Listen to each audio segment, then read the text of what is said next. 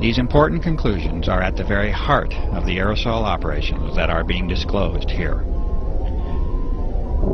These changes in the very atmosphere that we breathe have a fundamental impact upon the life of this planet, and these aerosol operations have many potential applications that reduce the sanctity of that life.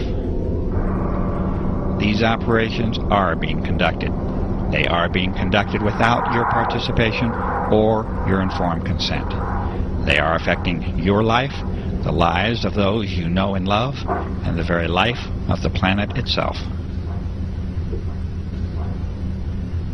Telephotos have been captured in the earlier phase of operations that directly show emissions from aircraft that are in complete defiance of any normal contrail formation.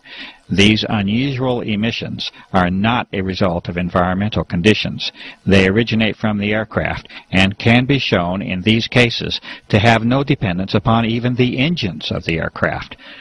HEPA, or high-efficiency particulate air filters, have been used in various states to directly filter the outdoor air in repeated tests. Some of the materials found include the repeated presence of unusual filaments, a gel formation, crystals, and powders. Extraordinary levels of particulate materials have been directly observed and recorded using simple methods discovered by citizens across the country. These methods include the corona of the sun and extremely powerful lamps. Caution with the solar method is especially advised. These observations have been taken under the most ideal weather and air quality conditions, and they nevertheless provide alarming and direct evidence of the substantial changes that have occurred in our atmosphere. Rainwater samples have been distilled to concentrate any solid materials or particulates. Metallic-based materials are evident upon observation. Unusual airborne filament samples have been collected from a variety of locations across the nation, as well as the globe. These fibers are highly unusual in their properties, and any claims of being simply spider webs cannot be substantiated. Samples of these fibers have been sent directly to the Administrator of the United States Environmental Protection Agency. Subsequent observation of these fibers under the microscope produces disturbing results, including the occurrence of unusual biological components. The United States EPA has refused to identify these fibers. A variety of electromagnetic devices have been developed and used. This investigation has resulted from the plausible hypothesis that the atmosphere has now been modified into what is called a plasma state, or an electrified gas. Testing has produced a variety of indications that this hypothesis is indeed correct, and that the atmosphere is regularly being used for electromagnetic applications. ELF energy is of special concern because of its direct connection to the health aspects of the electromagnetic nature of human beings. Artificial pulse energy appears to now have been detected on a variety of occasions, and evidence indicates that it is now a part of our unseen environment. Electrolysis methods have further confirmed the existence of unexpected ionizing metallic salts within our atmosphere. Radar anomalies also continue to point to the presence of an altered electromagnetic environment. The testing and sampling methods and results that you have just witnessed are necessary due to the abject failure of the public environmental authorities to respond appropriately to the many requests for investigation that have been made by countless citizens. The responses of the so-called officials and authorities has already become painfully apparent. I've been a pilot for over 40 years. I've been flying. I stopped counting my hours at 3,500 hours, which is a fair amount. I've owned 7 airplanes in my life. I have ratings all the way up to twin IFR. I am not jet rated, but everything else but. Today, Clifford, when all of a sudden you see these trails in the sky in the morning when you wake up, and by late morning, early afternoon, the sky is totally overcast. It is not natural. The government and other people say, oh, well, that's a contrail. condensation, contrail that all planes do at a certain altitude. And I said, you don't know what you're talking about.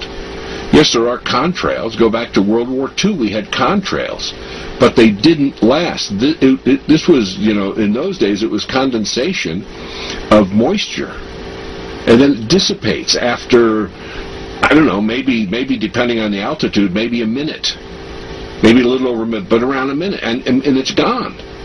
These things last all day long, unless there's a strong wind and it blows out of the way. Now it's gotten so bad, and I talk to people, as you know, all over the world, and it's happening almost every country that I'm aware of in the world.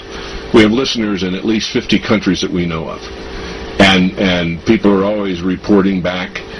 If we get into a discussion or times that you have been on the show before, people come back and just report incredible experiences.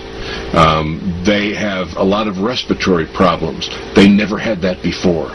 People are having a lot of sinus problems. They've never had that before. And it's always after they have been inundated with some of these sprays. You also asked about, how do people feel about it? They are extremely concerned, because there seems to be something that is happening that is affecting them physically, and in some cases even emotionally and psychologically.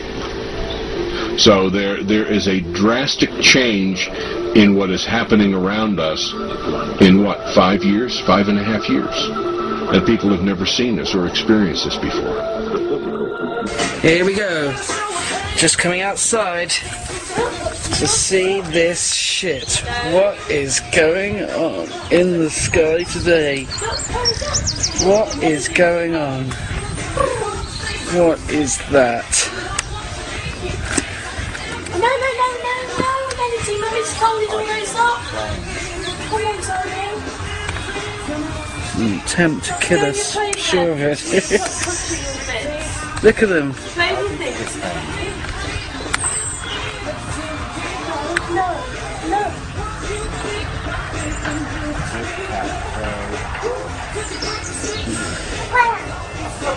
Now when the other one comes out, it's got to be more squares, then very worried.